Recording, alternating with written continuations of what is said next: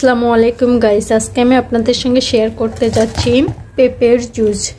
এর জন্য আমি বাগান থেকে ফ্রেশ পেঁপে নিয়েছি। এটা আমাদের নিজের গাছের আর কি পেঁপেটা। এগুলোকে আমি সম্পূর্ণরূপে ভালোভাবে পরিষ্কার করে নিব। আমার পরিষ্কার করে নেওয়া হয়ে গেছে পেঁপেগুলো। এগুলো খেতে খুবই মিষ্টি। আমি এগুলোকে এখন কেটে নিব। আমি পেঁপেগুলোকে কিউব করে কেটে নিয়েছি।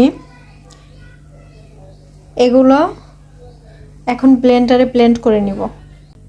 আমি পেঁপেগুলোকে দিয়ে দিব। একবারে সবগুলো পেঁপেকে না দিয়ে দুটি ভাগে দিব, বাকি অর্ধেকটা এখানে।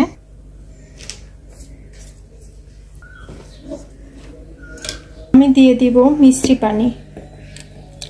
মিষ্টিটা আমি ছাঁকনিতে ছেঁকে নিচ্ছি, কারণ বিভিন্ন প্রকার ময়লা থাকতে পারে। আমি এখানে মিষ্টির জন্য মিষ্টি পানিটা ব্যবহার করেছি।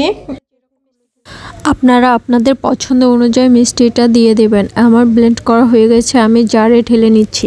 বাকি অর্ধেক পেঁপেটা আবারও জারে দিয়ে আমি অ্যাড করে দিব গাভীর ঠান্ডা লিকুইড দুধ। একই প্রসেসে আবারও ব্লেন্ডার করে জারে উঠিয়ে নিব। জুসের কোয়ান্টিটিটাতে এরকম হবে।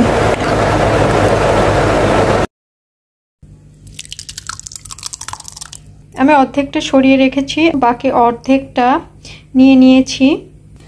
আমি এর ভিতরে আগে থেকে জাল করে রাখা ঠান্ডা হয়ে যাওয়া হাফ লিটার দুধ দিয়ে দিব। জুসের সাথে ভালোভাবে মিক্সড করে নিব।